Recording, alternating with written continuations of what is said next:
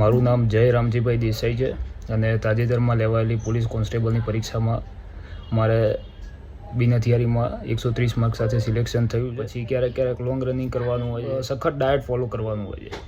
જાતે તૈયારી કરી હતી, સેલ્ફ પ્રિપેરેશન હતી મારી. એટલે મોટાભાગની બુક તમે યુવાની ઉપયોગ કરી હતી?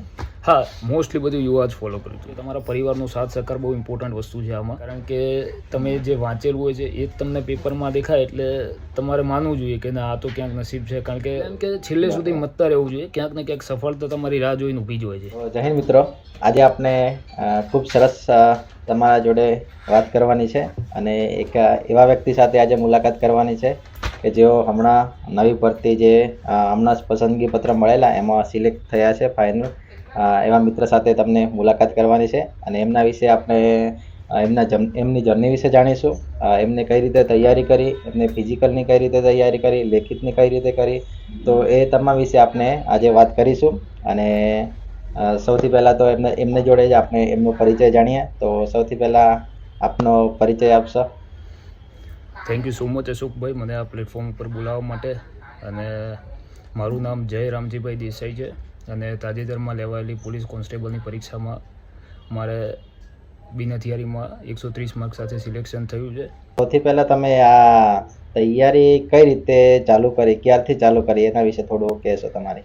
મારી આ બીજી પોલીસ કોન્સ્ટેબલની પરીક્ષા હતી. મેં 2022માં જે ભરતી હતી પોલીસ કોન્સ્ટેબલની, હસમુખ પટેલ સાહેબની, તો એ સમયે તૈયારી કરી હતી. અને એમાં જો કે એમ કહી શકાય કે કોઈ એવું ગાઈડ કરવાનો કે ગાઈડન્સનો ને પ્રોપર એવું મહેનત નથી, એના માટે એ પરીક્ષામાં મારું સિલેક્શન ના થઈ શક્યું. અને ત્યારબાદ મેં સતત જીપીએસસીની ને બધી તૈયારી ચાલુ રાખી હતી, એટલે આમાં સિલેક્શન પછી થઈ ગયું છે. ફિઝિકલની જે તૈયારી હાલ ખૂબ જોરશોરથી ચાલી રહી છે નવી ભરતીની, તો એમાં ઘણા બધા વિદ્યાર્થીઓ કન્ફ્યુઝનમાં છે કે હવે ટાઈમ પણ ખૂબ ઓછો છે, તો તમે કઈ રીતે તૈયારી કરી હતી અને હવે વિદ્યાર્થીઓએ કઈ રીતે તૈયારી કરવી જોઈએ અને શારીરિક કસોટી માટે કઈ કઈ બાબતો ધ્યાન રાખવી જોઈએ? ફિઝિકલની પરીક્ષામાં હું માનું છું ત્યાં સુધી પગની ગેમ પાછળથી છે, પહેલાં તો મનની ગેમ છે મારા ખ્યાલથી. કારણ કે જો તમારું મન તમે મજબૂત રાખશો કે મારે 5 કિલોમીટર રનિંગ કરવાનું છે અને આટલા સમયમાં પૂરું કરવાનું છે, તો મારા ખ્યાલથી બહુ ઇઝી થશે તમારા માટે. કારણ કે મારી સાથે પણ એવું થતું હતું કે જ્યારે હું 4 કિલોમીટર, 5 કિલોમીટર કે 4500 મીટર દોડ્યો એટલે 5 કિલોમીટર પૂરું ના જ કરવા દે મન તમારું. એ કહેવાય ને કે મનથી હારી ગયા તો તમે હારી ગયા, એવું છે. તો પહેલાં તો મનથી તમારે મજબૂત થવાનું છે. અને સમયગાળો હવેની નવી ભરતીમાં ખૂબ જ ઓછો છે, એટલે એના માટે તો તમારે કેવું કરવાનું છે કે પ્રોપર ટાઈમ મેનેજમેન્ટ અને સાથે સાથે તમારે તૈયારીની સાથે લેખિત પરીક્ષાની પણ તૈયારી સારી થાય. કારણ કે એવું પણ નહીં કે દોડી ગયા એટલે તમે પાસ થઈ ગયા અને સિલેક્શન થઈ ગયું તમારું. દોડ્યા પછી પણ તમારે લેખિત પરીક્ષાની સાથે રાખીને તૈયારી કરવાની છે. અને દોડમાં સૌથી વધારે અગત્યનું શું કે તમારે વીકલી તમારે શેડ્યુલ ફોલો કરવાનું હોય છે કે આજે રોજ 5 કિલોમીટર દોડવાનું, એ પણ ખોટી વાત છે. તમારે અમુક રિપીટેશન મારવાના હોય છે, પછી ક્યારેક ક્યારેક લોંગ રનિંગ કરવાનું હોય છે. તો આ ટાઈપનું રનિંગ હોય, ક્યારેક સ્પ્રિન્ટ હોતી મારામાં. તો આ વસ્તુ છે ને તમને એક રનિંગમાં ખૂબ જ હેલ્પફુલ થશે. અને તમારું સખત ડાયટ ફોલો કરવાનું હોય છે. કોઈ બી ફ્રૂટ કેવું ખાઈને ચાલુ કરવું પડે આપણે રનિંગમાં, કારણ કે શું એનાથી એનર્જી રહે, અથવા તો કોઈ એનર્જી ડ્રિંક, ગ્લુકોઝ પણ લોકો લેતા હોય છે. તો એવી રીતે કરીને તમે રનિંગ કરવા જશો એટલે પહેલાં તો તમારા જે સ્ટેમિના જે થોડુંક બિલ્ડઅપ કરવા માટે અથવા એનર્જી તમારે શરીરને આપવા માટે એ ચાલુ રાખવું પડે. કે સવારમાં તમારે કંઈક આવી રીતે હળવું કંઈક ખાઈ પીને પછી ચાલુ કરાય. એવું પણ ના કરાય કે પછી સવારમાં ભરપેટ કરીને તમે દોડવા જાઓ, પણ નોર્મલ તમારે હળવું કોઈ ફ્રૂટ કે એવું કંઈક ખાઈને તમે રનિંગ ચાલુ કરી શકો છો. અને બહારનું તો લગભગ ખાવાનું આવતું જ નથી તૈયારી કરતા હોય, એટલે ઘરનું જ હોય જે પણ હોય. અને જંક ફૂડ ને બધાથી એ બધું અવોઇડ કર્યું તો વધારે બેટર રહે આપણા માટે. બરાબર, એટલે ખૂબ જરૂરી બાબત હોય રનિંગ માટે તો એક તો પહેલાં માનસિક મનોબળ, અને પછી સારું ડાયટ અને પ્રેક્ટિસ માટે સારું મેનેજમેન્ટ. આ 3 વસ્તુ ખૂબ જરૂરી છે. પ્રેક્ટિસ માટે અને લેખિત પરીક્ષાની સાથે તૈયારી કરવી એટલે એ બહુ ટફ પડી જાય છે. કારણ કે બીજી બધી પરીક્ષાઓ ગુજરાત સરકાર દ્વારા જે લેવાતી હોય છે એમાં કેવું હોય છે કે તમારે લેખિત પરીક્ષા હોય એટલે તમે ખાલી ઓનલી લેખિત પરીક્ષા ઉપર જ ફોકસ કરી શકો, પ્રિલિમ કે મીન્સ કે જે પણ હોય એમાં. આમાં કેવું હોય છે તમારે શારીરિક કસરતની સાથે માનસિક કસરત પણ થતી હોય છે પાછળથી. સવારમાં શારીરિક કસરત થતી હોય, પછી રનિંગ પતાવ્યા પછી તમારી માનસિક કસરત ચાલુ થતી હોય છે. સવારથી લઈને સાંજ સુધી તમારે સતત બુકની વચ્ચે રહેવાનું, પાછું સવારે ગ્રાઉન્ડ જવાનું. આ કન્સિસ્ટન્સી તમે લઈને ચાલશો તો તમને કોઈ રોકી નહીં શકે પાસ થવાથી. એવું હું માનું. બરાબર, ચોક્કસ. તો બીજી આપણે વાત કરીએ તો લેખિતની તૈયારી તમે ક્યાંથી ચાલુ કરી અને કોનું પબ્લિકેશન, કયા પબ્લિકેશનની બુક વાંચતા, અથવા કેવી રીતે તમે ઓનલાઈન કોર્સ કરીને કરી કે પછી જાતે કરી કે કઈ રીતે કરી એની વાત કરશો? લેખિત પરીક્ષાની મેં તૈયારી એકદમ જાતે જ કરી હતી. આની પહેલાં મેં એક જગ્યાએ ક્લાસ કરેલા છે પહેલાં, પણ ત્યાર પછી મેં આ વખતની જે પોલીસ કોન્સ્ટેબલની એક્ઝામ હતી એના માટે મેં જાતે તૈયારી કરી હતી. સેલ્ફ પ્રિપેરેશન હતી મારી. પણ ઓનલાઈન જે મેં પ્લેટફોર્મ યુઝ કર્યા હતા એમાં હેમંત શાહ લર્નિંગ પોકેટ કરીને છે, તો એ સરનું મને બહુ હેલ્પફુલ રહ્યું. અને મેથ્સ રિઝનિંગમાં મારા સારા એવા માર્ક્સ છે, બિકોઝ ગણિતના ગરીબ છીએ આપણે પહેલેથી, એટલે વાંધો સરના લીધે ના આવ્યો મને. અને બાકી બધા જેમ કે પોલિટી છે તો એમાં પણ યુવાને બધા જ યુઝ કરતા હોય છે જનરલી, અને મેં પણ એ રીતની યુઝ કરી છે. અને બાકી હિસ્ટ્રી, કલ્ચર અને જિયોગ્રાફી છે એમાં NCERT વાળી સિરીઝ જે અત્યારે માર્કેટમાં અવેલેબલ હોય છે, યુવાની જ આવે છે, તો એ મેં પ્રિફર કરી હતી. અને સાયન્સ માટે પણ યુવા જ હતું મારા માટે. અને કરંટ અફેર પણ જે યુવાનું મંથલી મેગેઝિન આવે છે એ યુઝ કર્યું હતું મેં. બરાબર, એટલે મોટા ભાગની બુક તમે યુવાની ઉપયોગ કરી હતી? હા, મોસ્ટલી બધું યુવા જ ફોલો કર્યું હતું મેં. બરાબર. એટલે મેથ્સ રીઝનિંગ ખાસ કરીને જે મિત્રો નવી તૈયારી કરે છે, સમગ્ર પ્રક્રિયામાં હું માનું છું ત્યાં સુધી કે તમારું મેથ્સ રિઝનિંગ બહુ મોટો રોલ પ્લે કરે છે મેરિટ લિસ્ટમાં આવવા માટે. કારણ કે મેથ્સ રિઝનિંગ તમારું કોન્સ્ટેબલમાં 60 માર્ક્સનું છે, અને એમાંથી તમારે કેવું કે રોકડિયા માર્ક છે. જો તમારે ગણતરી સારી હોય, અને કોન્સ્ટેબલ લેવલમાં તો એ લોકો એ ટાઈપનું પૂછતા હોય છે કે તમે ક્વેશ્ચન સોલ્વ કરી શકો, એ ટાઈપનું હોય છે. તો એમાં તમારે ખાસ એવી કંઈ જરૂર આવતી નથી કે તમે કોઈ હેવી કે એવું કંઈ GPSC લેવલ કે UPSC લેવલનું કરી નાખો. જસ્ટ નોર્મલ જે હોય છે એ તમારે ફોલો કરીને ચાલવાનું હોય છે. એટલે મેથ્સ રિઝનિંગ બહુ મોટો રોલ પ્લે કરે છે. હા, તો ખાસ કરીને ઘણા બધા મિત્રો એવું પૂછતા હશે કે મેથ્સ રિઝનિંગ અમે ક્યાંથી કરીએ, ખાસ કે જે નવા મિત્રો છે, અને કેવી રીતે કરીએ, કોનું કરીએ તો સારું રહે એમ? મેથ્સ રિઝનિંગ માટે હું તો એવું માનું છું કે કોઈ પણ એકેડમી હોય કે કોઈ પણ સર હોય, છેલ્લે ભણવાનું તો તમારે જ છે. એટલે પહેલાં તો પોતાના ઉપર વિશ્વાસ રાખો કે કોઈ બી સાહેબ હોય, બધા સારું જ ભણાવતા હોય છે. એવું નથી કે કોઈ સાહેબ ખરાબ ભણાવે છે. તમારા ઉપર છે કે તમને કયા સાહેબની મેથડ યોગ્ય લાગે છે. એટલે આપણને એવું હોય કે આ સાહેબની મેથડ યોગ્ય લાગે છે તો તમે સરને પકડી રાખીને આગળ ચાલી શકો છો. કોઈ એક ચેપ્ટર એવું છે કે અહીંયા યોગ્ય નહીં લાગ્યું, તો અત્યારે તો યુટ્યુબમાં બધું ફ્રી ઓફ છે બધું, તો તમે એમાંથી લઈને શીખી શકો છો. એમાંથી કંઈક શીખી અને એમાં એ ચેપ્ટર તમને ના આવડ્યું અહીંયાથી, તો તમે કોઈ બીજા પ્લેટફોર્મ પરથી શીખી લો. કંઈ આખો સિલેબસ તો તમે બીજા પ્લેટફોર્મ પર શીખવા ના જાઓ, પણ જે સરની મેથડ યુઝ તમને ગમે ત્યાં તમે ચાલુ કરી શકો છો. બરાબર. તો બીજા તમે જે ખાસ કરીને જે જનરલ નોલેજના સબ્જેક્ટ છે એ તમે કઈ રીતે વાંચતા, અને એની અંદર રિવિઝન તમે કઈ રીતે કરતા? શેમાં? જે જનરલ નોલેજના જે બીજા જે વિષયો છે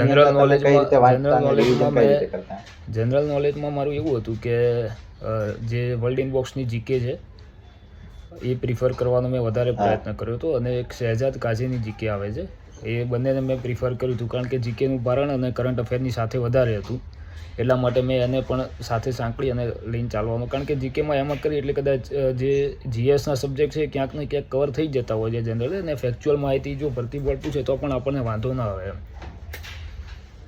બરાબર. અને એના પછી જે તમે ખાસ કરીને જે તૈયારી કરતા, અને મોક ટેસ્ટ એ કેટલી આપવી જોઈએ અને કેટલી ઇમ્પોર્ટન્ટ છે? કહેવાય છે કે mock test is the must. તમે મોક ટેસ્ટ આપશો તો તૈયારીમાં, અને તમે જાણી શકશો કે તમારી તૈયારી ક્યાં સુધી છે. એટલે હું મારા ખ્યાલથી કે દરેક એકેડમીની મોક ટેસ્ટ આપતો. એવું નહીં કે માત્ર કોઈ પણ એક એકેડમીની કે કોઈ પણ, દરેક લગભગ મારી સાથે મેં જ્યાં સબસ્ક્રિપ્શન લીધા હતા એકેડમીના કોઈ પણ મોક ટેસ્ટ માટેના, તો એ મોક ટેસ્ટ કોઈ સાથી મિત્ર તૈયારી કરતા હોય એની પાસે કોઈ મોક ટેસ્ટ હોય તો એ આપવાની. પણ પરીક્ષા ટાઈમે અને છેલ્લા મહિના અને જ્યારે પરીક્ષાના દિવસો નજીક હોય તો ત્યારે તો તમારે મોક ટેસ્ટ આપવી જ પડે. એટલે આપણે આપણા અંદર ઝાંખી શકીએ કે આપણે કેટલામાં છે, આપણને ક્યાં ભૂલ પડે છે, કઈ જગ્યાએ આપણને તકલીફ પડે છે. બરાબર. એટલે મોક ટેસ્ટ ખૂબ ઇમ્પોર્ટન્ટ છે. અને બીજી વાત કરીએ કે ખાસ કરીને જે તૈયારી કરતા હોઈએ છીએ આપણે, ત્યારે ઘણા બધા મિત્રો અમુક સમય એવો આવતો હોય છે ડિમોટિવેટ થઈ જવાતું હોય છે તો એ સમય દરમિયાન આપણે જાતને કઈ રીતે આમાં કન્ટિન્યુ રાખીએ? ડિમોટિવેશનમાં તો કેવું છે કે રોજ ઉઠીને તમારા માટે એક નવો પેલું કહેવાય ને કે એક નવો અધ્યાય ચાલુ થતું હોય છે. સતત મોટિવેટ તો રહેવું જ પડે તમારે આમાં, કારણ કે કેવું છે કે મોટિવેશન વગર તમે તૈયારી કરો છો પણ એક અંદરનું મોટિવેશન હોય ને કે ના મારે કરવાનું છે, તો એ ક્યાંક ને ક્યાંક તમારે અંદર કારણ કે બહારનું મોટિવેશન તમને 1-2 દિવસ માટે મજા આપશે, કદાચ કે મજા આજે કરી નાખવું, આજે વધારે વાંચી નાખવું એવું થાય તમને, પણ જે અંદરનું મોટિવેશન છે એ હંમેશા બરકરાર રહેવું જોઈએ, મારું એવું માનવું છે. કારણ કે અંદરનું મોટિવેશન હશે તો જ તમે બહાર સારું કરી શકશો. એટલે મોટિવેટેડ અને ક્યારેક ક્યારેક ડિપ્રેશન આ તે, કારણ કે તૈયારી કરતા હોય એટલે તમારે સ્વાભાવિક વાત છે કે લોકો તમને પૂછવાના કે તમે શું કરો છો, કેટલી હવે શું કરશો, નોકરી ક્યારે લાગશો, એટલે આ બધું તો બહુ નોર્મલ વસ્તુ છે કે લોકો પૂછવાના છે તમને અને રિઝલ્ટ માગવાના છે, પણ તમારે સતત તમારા પોતાના પર વિશ્વાસ રાખીને આ વસ્તુ કરવાની છે કે ના લોકો ભલે પૂછતા પણ હું એ લોકોને સારી ક્યારેક એવો સમય આવશે હું જવાબ આપી દઈશ એમ. બરાબર. અને બીજી વસ્તુ કે તમે આની પહેલા કેટલી પરીક્ષાઓ આપી અને એની અંદર તમારે શું પરિણામ આવ્યું, પછી તમે કઈ રીતે આગળ વધ્યા? કોન્સ્ટેબલની જસ્ટ રિસન્ટમાં પહેલાં ફોરેસ્ટની એક્ઝામ હતી તો ફોરેસ્ટમાં પણ મેં આપી હતી અને ફોરેસ્ટનું રનિંગ ને બધું કરેલું હતું, પણ એમાં થોડાક માર્કથી સિલેક્શન રહી ગયું હતું, નોર્મલાઇઝેશન ને બધી પદ્ધતિઓ છે એના માટે. ત્યારબાદ મેં એની પહેલાં જીપીએસસીની તો લગભગ ડીવાયએસઓ એસટીઆઈ તમામ પરીક્ષાઓ ક્લાસ 1-2ની આપેલી છે, પણ એના પહેલાં મેં સીસી ગ્રુપ બી વાળી આપી હતી, તો એમાં મારું કંઈક 1.50 કે એના માર્ક માટે રહી ગયું હતું સિલેક્શન પ્રિલિમમાં જ. એટલે આ પ્રકારના તમારે નિષ્ફળતાઓનો સામનો કરવો જ પડતો હોય છે કે બધા લોકો તમારી પાસે રહેલા લોકો પાસ થઈ નીકળી રહ્યા છે, જ્યારે તમે સ્ટીલ સ્ટડિંગ તમે એવું હજી પણ સ્ટડી કરી રહ્યા છો.